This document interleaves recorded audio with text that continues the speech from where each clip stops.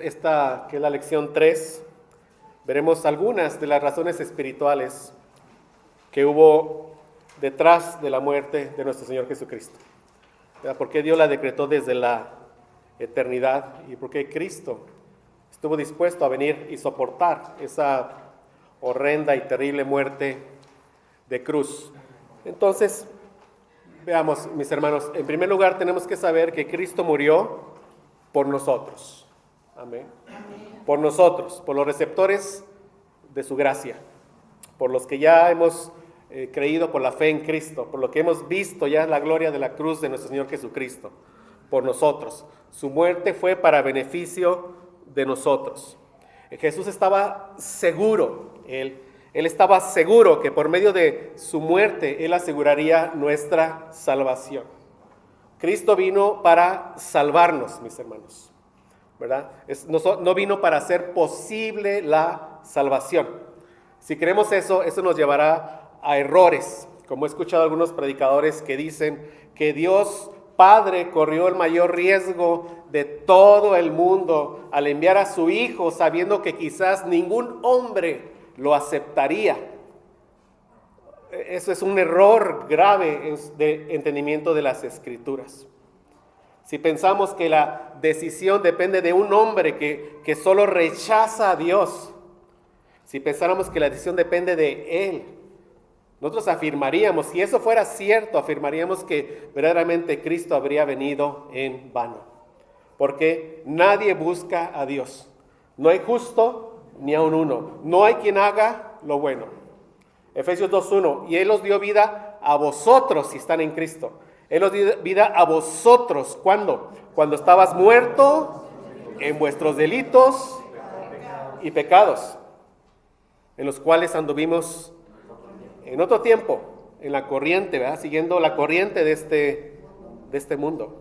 Entonces, lo primero es Cristo murió para asegurar nuestra salvación. Una salvación que no se podía obtener de ningún otro modo.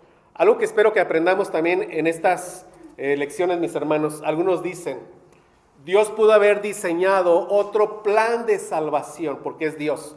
¿Saben? Yo estoy persuadido y no solo yo, como saben, gracias a Dios, muchos teólogos y autores, la única manera en que Dios pudiera gloriarse salvando a los pecadores era enviando a su Hijo a morir en una cruz. Es la única manera, y de eso vamos a aprender en estos días también. Jesús dijo, yo soy el buen pastor. El buen pastor su vida da por las ovejas. Juan 10:11, para beneficio de sus ovejas. Lucas 22:19, tomó el pan y dio gracias y lo partió y les dio diciendo, esto es mi cuerpo que por vosotros es dado. Él siempre tenía en mente por quién Cristo estaba muriendo. Tú estabas en Cristo cuando Él estaba muriendo por ti. Él vino a morir por ti. Cristo murió por nosotros, para llevarnos a Dios. El propósito de la muerte se centra en nuestra reconciliación con Dios. Éramos enemigos de Dios, pero su muerte nos provee una salvación de algo y para algo. ¿Salvación de qué? De nuestra condenación. ¿Para qué? Para llevarnos a Dios. Busque 1 de Pedro 3:18, por favor. 1 de Pedro 3:18 dice, porque también Cristo padeció una sola vez por los pecados, el justo por los injustos, para llevarnos a Dios, siendo la verdad muerto en la carne, pero vivificado en espíritu. Cristo murió por nuestros pecados, de nuevo, por pecados específicos de personas específicas que Él vino a salvar. Como hemos visto en nuestras clases, ¿verdad? Y vimos tanto en Pedro, en Emaús, el sumo sacerdote, entre toda la vestimenta, y esto me gusta mucho, que llevaba él en su pectoral, 12 piedras, y cada piedra el nombre de cada tribu, 12 tribus. ¿Qué representaba eso? Que el sacerdote ofrecía sacrificios primero por él mismo y después entraba ¿dónde? En el lugar ¿qué? Santísimo. ¿A quién llevaba en su pecho? A su pueblo. El sacrificio de expiación que veremos que él estaba ofreciendo para reconciliar de nuevo al pueblo con Dios era ¿por quién? Por su pueblo. De la misma manera, nuestro Señor Jesucristo en la cruz nos llevaba en su pecho. Gracias a Dios. Él sabía a quién venía a salvar. Y ninguno de los que vino a salvar se va a perder. Y de nuevo, y Cristo murió por nuestros pecados. Nuestros pecados. No murió por el concepto de pecado. Cristo no murió por el pecado de quién o simplemente por el pecado para que el que crea en él se salve. ¿Me entienden? No, o sea, ¿qué son pecados? Son acciones malas de nosotros, como veremos el día de mañana. Es el pecado. Murió por nuestros pecados, por nuestras acciones pecaminosas, que son las que nos separaban de ¿qué? De Dios.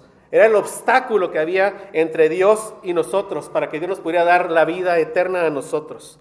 Era necesario eliminar antes ese obstáculo y Cristo se ocupó de eso. Él elimina eso. Él muere por nuestros pecados. Por nuestros pecados. Y esto se usa vez tras vez en las Escrituras. Dice 1 Corintios 15:3, Cristo murió por nuestros pecados conforme a las Escrituras. Pero ven, por nuestros pecados. ¿Y quién lo decía? Personas salvas. No por los pecados. ¿Por qué? Por nuestros pecados. Y tú puedes decir lo mismo si estás en Cristo. Cristo murió por mis pecados. Específicos, por todos ellos. Aún por los que todavía no pecas. En la cruz Él ya los cargó. ¿Sí? Dice Hebreos 9:26, se presentó una vez para siempre por el sacrificio de sí mismo para quitar de en medio el pecado. Dice Hebreos 10:12, habiendo ofrecido una vez para siempre un solo sacrificio por los pecados. 1 Juan 1:7, la sangre de Jesucristo su Hijo nos limpia de todo pecado. Apocalipsis 1:5, al que nos amó y nos lavó de nuestros pecados, con su sangre sea la gloria. Pero ¿cuál es el vínculo entre la muerte de Cristo y nuestros pecados? Sí se entiende cuando digo cuál es el vínculo o qué es lo que liga, cuál es la unión, digamos, entre la muerte de Cristo y mis pecados. ¿Sí?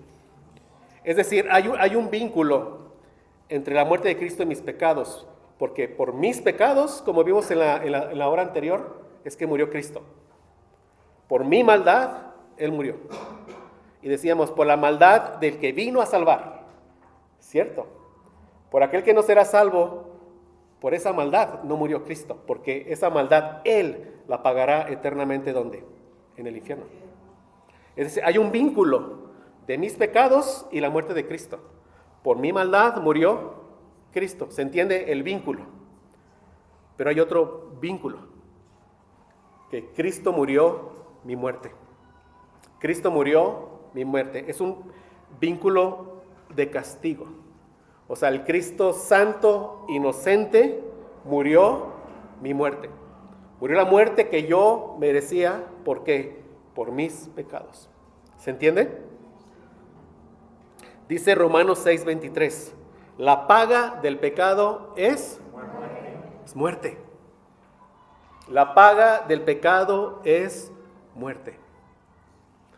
Yo pongo ningún ejemplo, si ustedes saben, yo casi no pongo ejemplos, porque ningún ejemplo es cercano, pero si hubiera un ejemplo medio cercano es, ve a un restaurante y come todo lo que quieres, al final solo págalo, todo.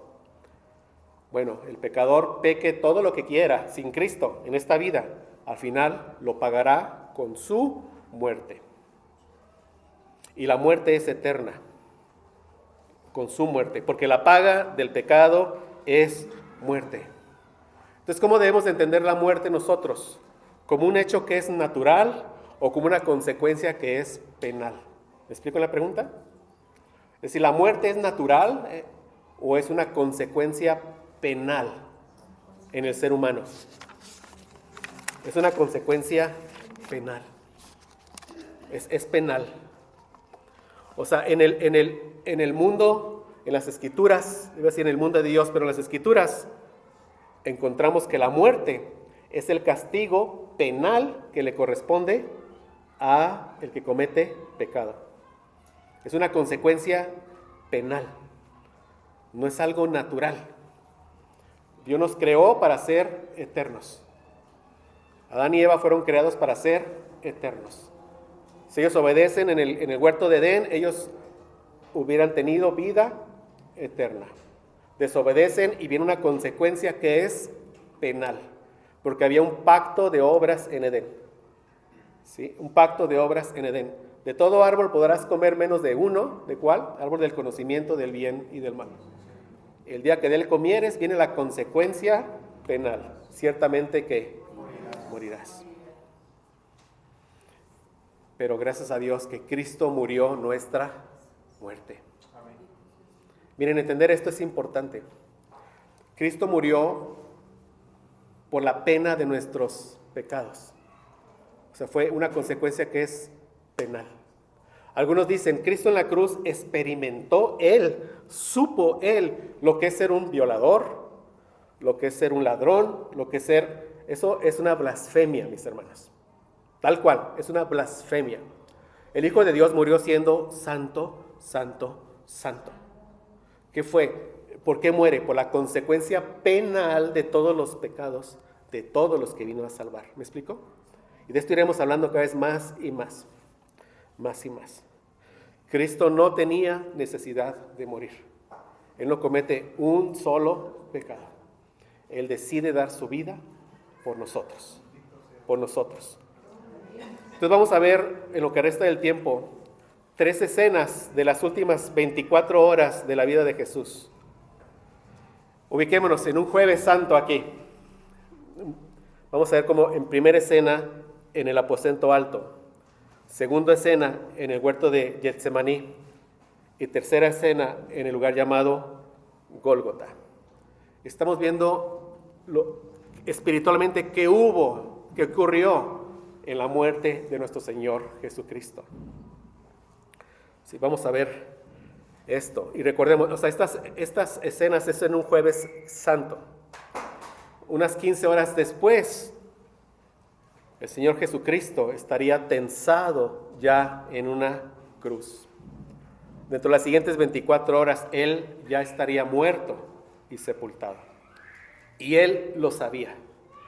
Él lo sabía. Vamos a ver la última cena en el aposento alto. Y vamos a ver lo que Jesús enseñó sobre su propia muerte. Recordemos, estamos viendo que la centralidad de la cruz de Cristo. ¿Sí? Él, en la última cena, Él estaba dando instrucciones para lo que sería el servicio, ¿verdad? Por el cual recordaríamos nosotros la muerte de nuestro Señor Jesucristo. Vemos todo este pasaje en 1 Corintios 11, del 23 al 25. No vaya ahí, le voy a hacer solamente aquí ciertas ideas.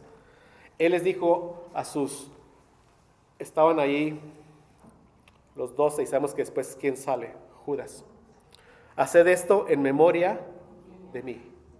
¿Qué debían de hacer ellos? Tomar el pan, partir el pan, bendecir el pan, reconocer que era eso, apuntaba ¿a qué? A que el cuerpo de Cristo sería partido y compartir todos ¿qué? El pan. Debían tomar el vino, ¿sí? Y deberían de hacer lo mismo, tomarlo sabiendo que eso ¿a qué apuntaba? A la sangre de Cristo que sería derramada por nosotros, ya diríamos ahí. Del pan Jesús dijo, esto es mi cuerpo que por vosotros es partido. Y del vino dijo, esto es mi sangre derramada por vosotros. Vean, la cena del Señor fue instituida por Jesús mismo en esa noche.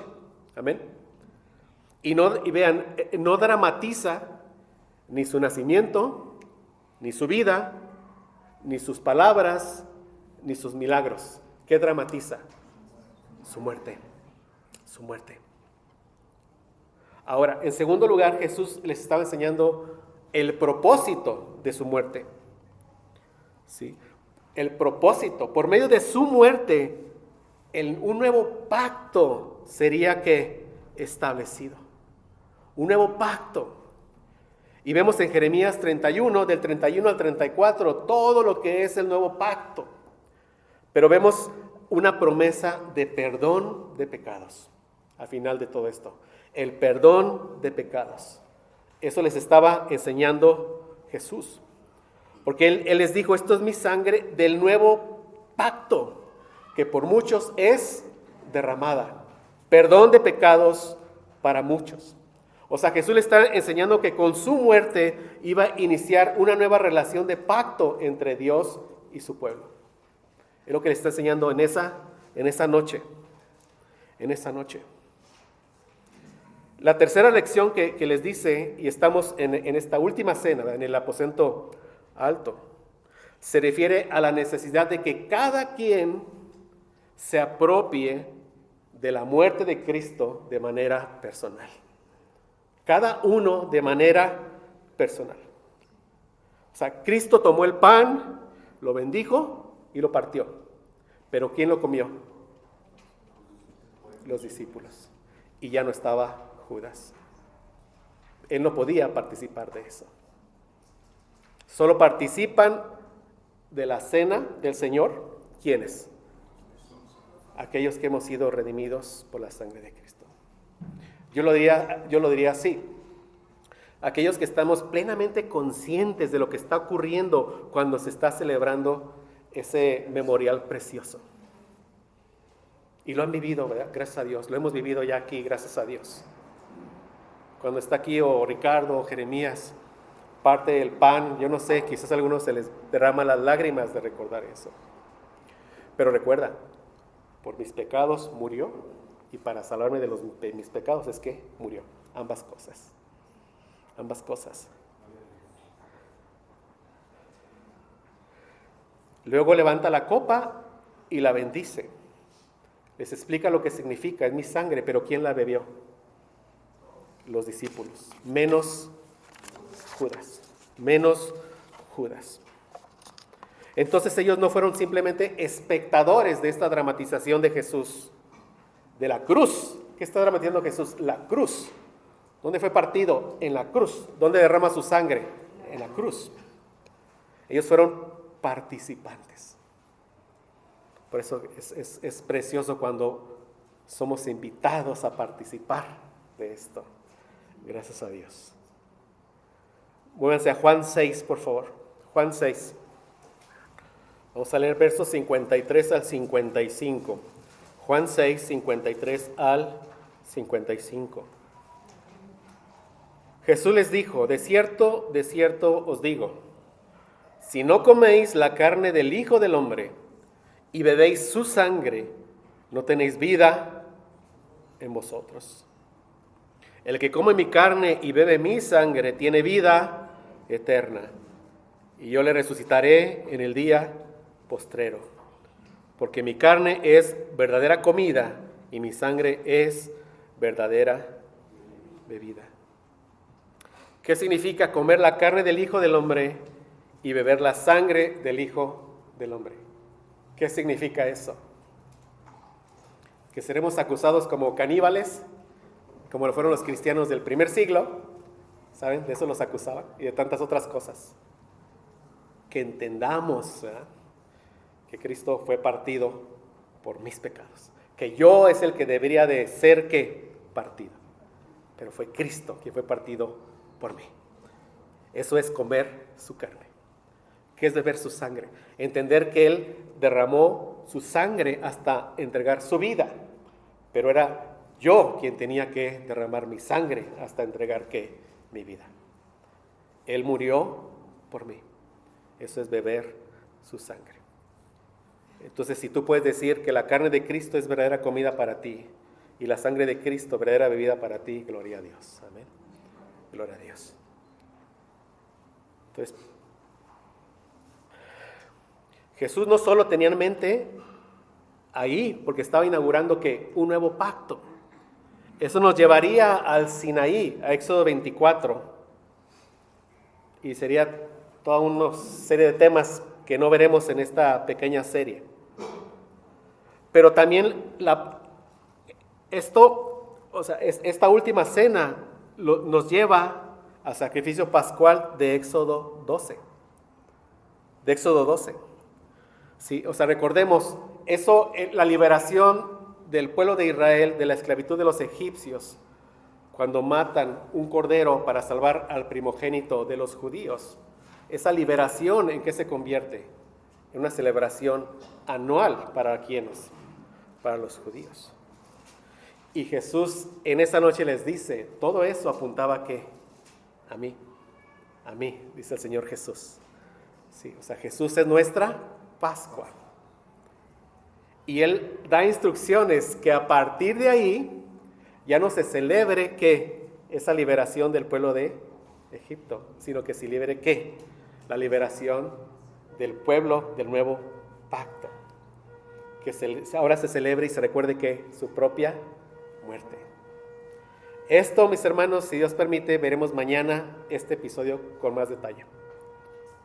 Pasemos al segundo evento, que fue la agonía en el huerto de Getsemaní. Si pasamos del aposento alto ¿a dónde? Al huerto de Getsemaní. Recordemos, en el huerto Jesús estaba sufriendo un dolor emocional muy, muy grande. Dice la Escritura que su sudor era como espesas gotas de sangre. Dice, era como espesas gotas de sangre. ¿Qué pasa cuando estás bajo toda esa tensión? ¿Qué pasa? Ese sudor verdaderamente yo creo sí estaba con tintes rojos, de la tensión que estaba sufriendo el Señor Jesucristo.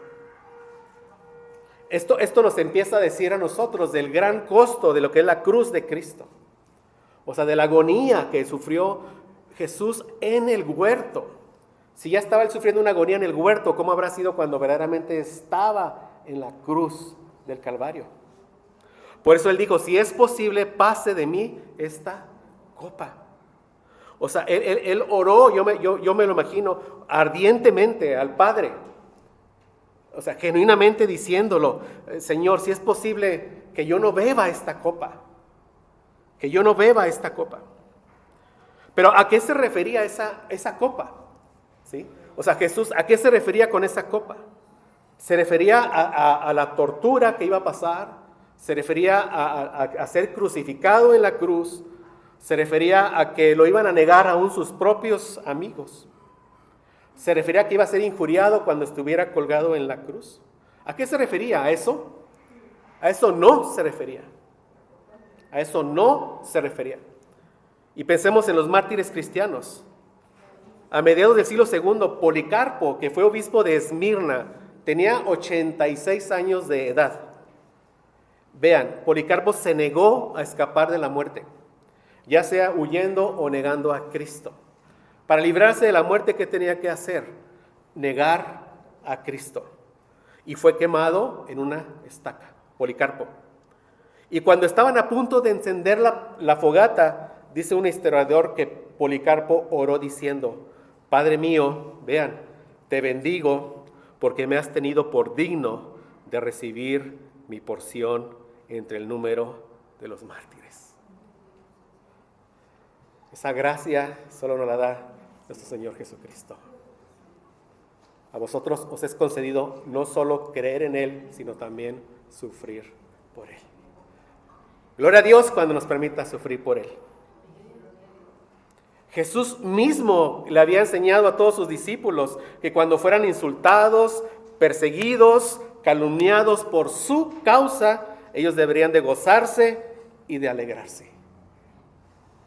Entonces, si Jesús le temía a la muerte física, a los azotes físicos, entonces ¿acaso Jesús no ponía en práctica lo que Él predicaba? Jesús se refería a otra cosa. Se refería a la copa de la ira divina, a la copa de la ira de Dios. El propósito que Dios tenía, y era un propósito de amor, porque lo que lo movió a salvar a los pecadores fue un amor eterno por ellos, para salvarlos con justicia. Dios no podía pasar por alto su justicia. ¿Qué tenía que hacer Dios? Para poder derramar su amor sobre nosotros, su justicia tenía que ser también derramada. ¿Y sobre quién fue derramada? Sobre nuestro Señor Jesucristo. Dijo Jesús en Juan 12:27, ahora está turbada mi alma y ¿qué diré? Padre, sálvame de esta hora, mas para esto he llegado a esta hora. La copa que Jesús quería evitar no era el dolor físico de ser azotado y crucificado, tampoco el ser rechazado por su propio pueblo. Era una agonía espiritual de cargar con los pecados de personas de todo el mundo. ¿Qué fue eso y cómo fue eso? Yo creo que nunca lo sabremos. Nunca lo sabremos. Pero realmente sabemos que Él cargó el pecado de gente de toda lengua, tribu, pueblo y nación a lo largo de toda la historia y de los años que falten antes de que el Señor venga por segunda vez. Trata de meditar e imaginarte todo esto. Y por todo ese pecado, ya vimos, la muerte es una consecuencia penal. Toda la consecuencia de todo eso fue cargada ¿en quién? En nuestro Señor Jesucristo. Y Él iba a enfrentar el juicio divino, la ira de su Padre, por el castigo justo que merecía, pero toda esa multitud de pecados que fue cargada ¿en quién? En Cristo. En el Antiguo Testamento, la copa del Señor constituía un símbolo de su ira. Job 21:20 dice que el malo beberá de la ira del Todopoderoso. El Salmo 75:8 nos habla del juicio universal de Dios. Vamos ahí, Salmo 75:8. ¿Estamos ahí, hermanos? Dice, porque el cáliz está en la mano de Jehová, y el vino está fermentado, lleno de mistura, y él derrama del mismo, vean, hasta el fondo lo apurarán. ¿Y qué dice? Y lo beberán todos los impíos de la tierra. ¿De qué está hablando? De la copa de la ira de Dios. La beberán por completo, una eternidad, en una separación eterna de Dios. Eso es el infierno, mis hermanos. Jesús nos deja ciertas figuras del infierno. A los alrededores de la ciudad había un basurero y se quemaba. Y cuando Jesús les dice que ahí será, o sea, el ardor, es porque ellos veían ese fuego. Cuando se nos dice en el Antiguo Testamento que el infierno es un lugar donde el gusano nunca muere, ¿por qué se dice eso? Porque cuando hay un cadáver, los gusanos comen del cadáver. Cuando el cadáver termina, ¿qué pasa con el gusano? Muere. Pero esas son figuras para que entendamos lo terrible que es el infierno. ¿Pero qué es lo terrible del infierno? Una separación absoluta y completa ¿de quién? De Dios. Eso es lo terrible del infierno. O sea, nada puede ser más terrible que estar totalmente separado de Dios. Dice, hasta el fondo lo apurarán, lo beberán todos los impíos de la tierra. ¿Por cuánto tiempo? Eternamente. Apocalipsis también dice, en Apocalipsis dice que el impío, dice que beberá del vino de la ira de Dios, que ha sido vaciado puro en el cáliz de su ira. Y ahí dice, y será atormentado con fuego y azufre delante de los santos ángeles y del Cordero. Entonces, ¿a qué se refiere esa copa que Jesús no quería tomar? La ira de Dios. Toda la ira del Padre fue descargada sobre el Hijo. Pero Él dijo, si es posible, pase de mí esta copa. Pero después, ¿qué dijo? Pero sea tu voluntad y no la mía. ¿Y cuál es la voluntad del Padre? Que el Hijo bebiera toda la copa de la ira de Dios.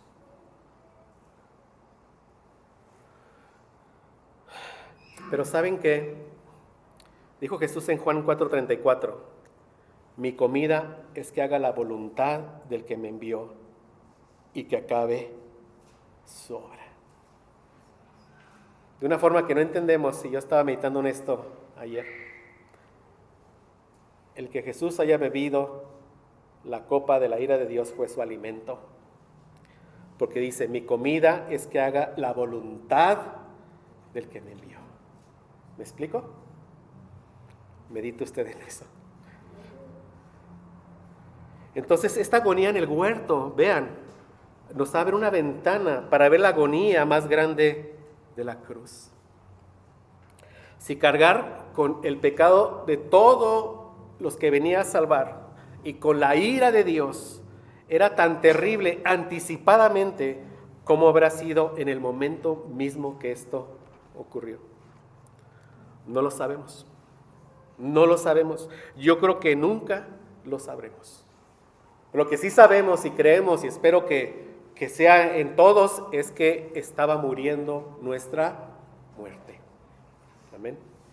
Él estaba ahí muriendo nuestra muerte. Y pasemos al Gólgota, a ese grito de desamparo en la cruz. Se registra en varias partes, pero en Marcos 15:34 dice, Dios mío, ¿por qué me has desamparado? Este es un grito de real y verdadero desamparo. Si Jesús exclama y dice, Dios mío, ¿por qué me has desamparado? Es porque verdaderamente fue desamparado por su Padre. O sea, Cristo estaba recibiendo en sí mismo el castigo del infierno. Y ya les dije, ¿y qué es el infierno? Es el abandono total de Dios. Esto nos tenemos que quedar. O sea, verdaderamente Cristo fue abandonado, desamparado por su Padre. Totalmente. Ese fue el infierno que sufrió Cristo en la cruz. ¿Y por qué? Por nuestros pecados. Por la justa retribución, por el justo castigo que merecían nuestros pecados. Dios imputa la perversidad de todos los pecados, piensa eso, del pueblo de Dios en la persona de Cristo. Toda la perversidad de todos está sobre Cristo. En ese instante, cuando Jesús estaba colgado de la cruz, yo digo esto, y en ese momento Jesús, aunque era una pena legal, Él era la cosa más ofensiva en toda la creación. Porque ahí estaba concentrada la perversidad colectiva de todos nosotros. ¿Sí me explico? Por eso Jesús expresa con horror ese abandono por parte de Dios. Citando el Salmo 22:1, Dios mío, ¿por qué me has desamparado? Pero después, en su agonía, ¿qué dice el Señor Jesús? Consumado es. Consumado es.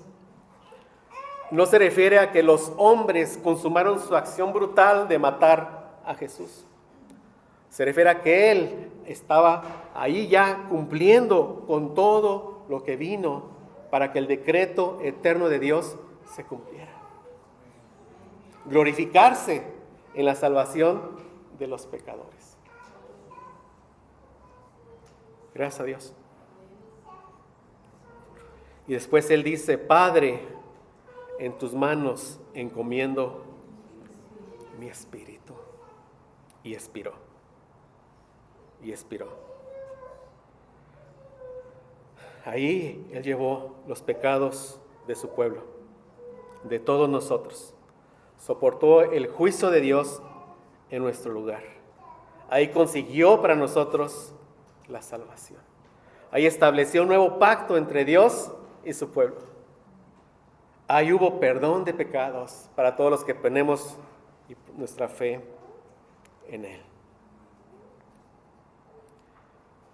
Cuando dice consumado es, en el griego es tetelestai. Significa la deuda ha sido pagada. Si estás en Cristo, ya no tienes ninguna deuda con Dios Padre. Gracias a Dios. De modo que la cruz de Cristo revela la gravedad del pecado, pero también su maravilloso amor por nosotros. Ambas cosas. Ambas cosas. En la cruz de Cristo, donde se ve con más gloria la justicia, la santidad y la ira, pero también que el amor y la misericordia y la bondad de Dios. Él ya hizo todo para salvarnos. Y la cruz es el incentivo más poderoso que podemos tener para llevar una vida de santidad. Espero que con estas clases, que cada vez iremos profundizando, si Dios permite, más, salgamos henchidos de amor por nuestro Redentor. Y eso que nos lleve a una obediencia santa, por un amor santo por nuestro bendito Redentor. Amén. Con todo lo que hemos visto, hay algunos que no entienden y dicen, ok, pero ¿por qué fue necesario que Cristo muriera para poder perdonarnos? ¿Por qué Dios no nos perdona así simplemente? ¿Que no es amor? ¿Por qué una muerte? ¿Sí me explico? ¿Por qué es necesaria una cruz para poder perdonarnos? Bueno, de eso veremos el día de mañana, si Dios permite, sobre el perdón de Dios. Amén.